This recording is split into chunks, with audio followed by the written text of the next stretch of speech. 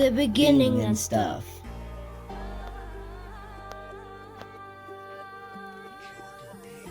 In the beginning, I wasn't there.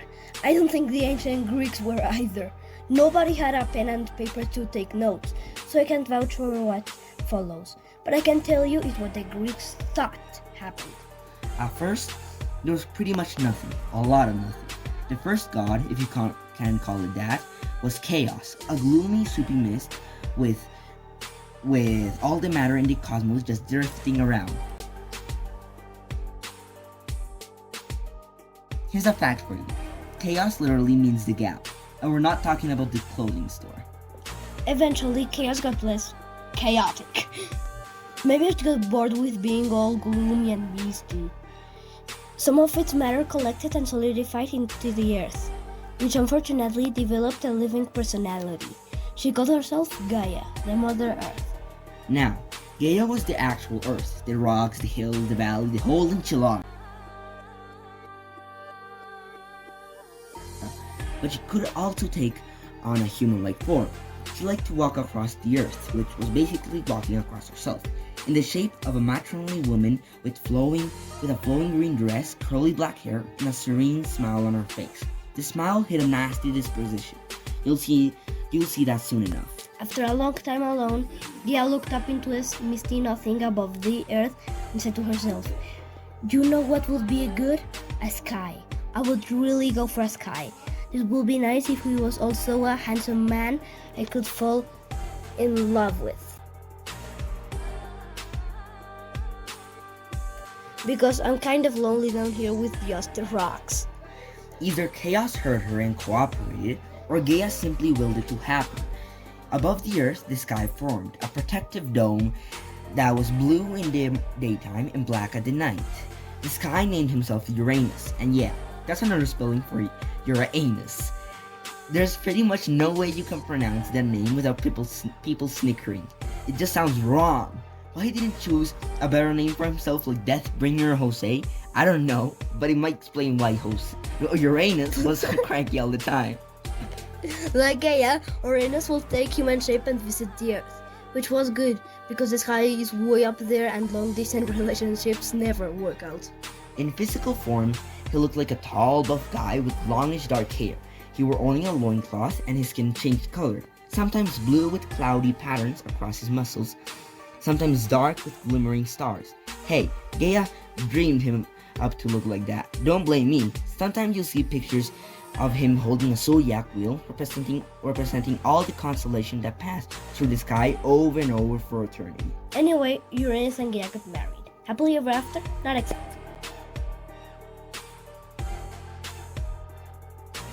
Part of the problem was that Chaos got a little creation happy. It thought to its misty, gloomy self, "Hey, Earth and sky. That was fun. I wonder what else I could make." Soon it created all sorts of other problems. By that I mean gods. Water collected out of the mist of chaos, pulled into the deepest parts of the earth, and formed the first seas, which naturally developed a consciousness, the god Pontus. Then Chaos went really nuts and thought, "I know, how about a dome like the sky, but at the bottom of the earth? That would be awesome!" So another dome came into being underneath the earth, but it was dark, murky, and generally not very nice, since it was always hidden from the light of the sky. This was Tartarus, the pit of evil, and as you can guess from the name, When he developed a godly personality, he didn't win any popularity contest. The problem was, both Pontus and Tartarus liked Gaia, which put some pressure on her relationship with Uranus. but a bunch of other primordial gods popped up. But if we try to name them, all will be here for weeks. Chaos and Tartarus had a kid together. Don't ask me. I don't know. I called Nyx, who was the embodiment of the night. Then Nyx, somehow, all by herself, had a daughter named Hemira, who was they. Those two never got along because they were different as, well, you know. According to some stories, Chaos also created Eros, the god of procreation. In other words, mommy gods and daddy gods having lots of little baby gods. Other stories claim Eros was the son of Aphrodite. Well, we'll get to her later. I don't know which version is true, but I do know Gaia and Uranus started having kids with very mixed results. First, they had a batch of 12, 6 girls and 6 boys called the Titans. These kids looked human, but they were much taller and more powerful. You'd figure these 12 kids would be enough for anybody, right? I mean, with a family that big, you're basically got your own reality TV show. Plus, once the Titans were born, things started to go sour with Uranus and Gaia's marriage. Uranus spent a lot more time hanging out in the sky. He didn't visit, he didn't help with the kids. Gaia got resentful. The two of them started fighting. As the kids grew older, Uranus would yell at them and basically act like a horrible dad. A few times, Gaia and Uranus tried to patch things up. Gaia decided maybe if they had another set of kids, it would bring them closer. I know, right? Bad idea. She gave birth to triplets. These new kids defined the word ugly. They were as big and strong as Titans, except hulking and brutish and in the desperate need of a body wet. Worst of all, each kid had a single eye in the middle of its forehead. Talk about a face only a mother could love.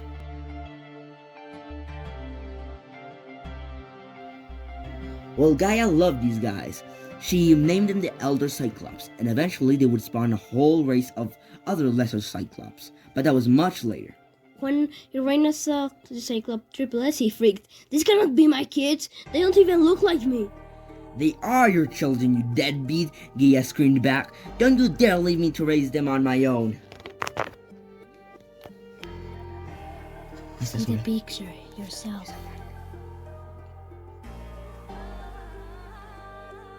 This is Uranus and this is Gaia. Don't worry, I won't, Uranus growled. He stormed off and came back with thick chains made from the night sky, pure darkness. He bound up the Cyclops and tossed them into Tartarus, which was the only part of creation where Uranus would have to look at them. Harsh, right? Gaia screamed and wailed, but Uranus refused to release the Cyclops. No one else dared to oppose his orders, because by this time he was getting a reputation as a pretty scary dude. I am the king of the universe, he bellowed. How could I not be? I am literally above everything else. Duh. I hate you, Gaia wailed. Bah! You will do as I say. I am the first and best of the primordial gods. I was born before you, Gaia protested. You wouldn't even be here if I didn't. Don't test me, he snarled.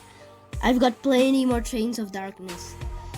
As you can guess, Gaia threw a total earthquake fit, but she didn't see what else she could do. Her first kids, the Titans, were almost adults now. They felt bad for Mom. They didn't like their dad much either. Gaia was always bad-mouthing him, with a good reason.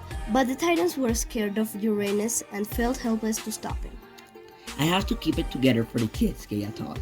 Maybe I should give it one more try with Uranus. She arranged a nice romantic evening, candles, roses, soft music. They must have rekindled some sort of old magic. A few months later, Gaia gave birth to one more set of triplets. As if they needed more proof that her marriage to Uranus was dead, the new kids were even more monstrous than the Cyclops. Each one had 100 arms all around his chest like a sea urchin's spines, and 50 teeny tiny heads clustered on his shoulders. It didn't matter to Gaia. She loved their little faces, all the 150 of them. She called the triplets the 100-handed ones. She barely had time to give them names though, when Uranus marched and took one look at them and snatched them up from Gaia's arms. Without a word, he wrapped them in chains and guess what? Tossed them into Tartarus like bags, recycling bags. Look, the full scene. The Cyclops and the Elder, and the 100-handed ones with the Okay, which which can also be called the Hecatoncheires. I cannot pronounce it. Hecatoncheires, yeah. The Greeks were pretty mixed up with the names. Clearly, this Sky Dude had issues. Well, that was pretty much it for Gaia. She wailed and moaned and caused so many earthquakes that her Titan kids came running to see what was wrong. Your father's a complete...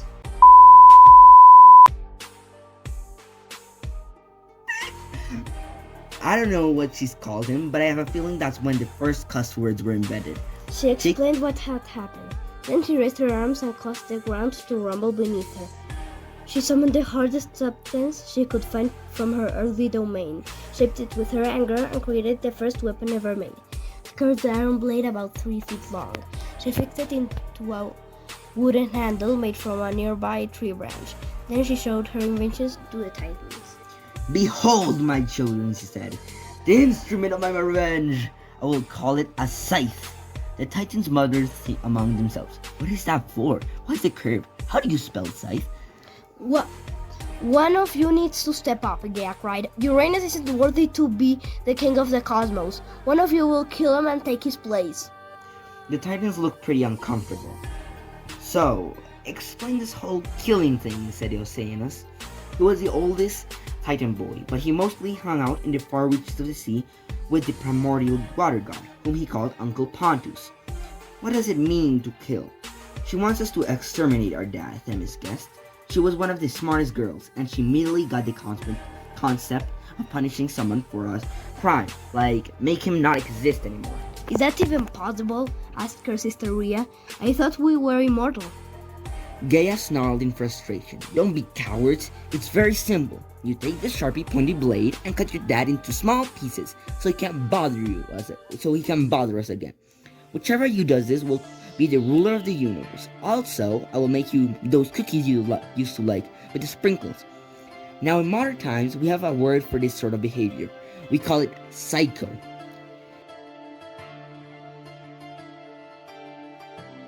Back then, the rules of behavior were a lot looser.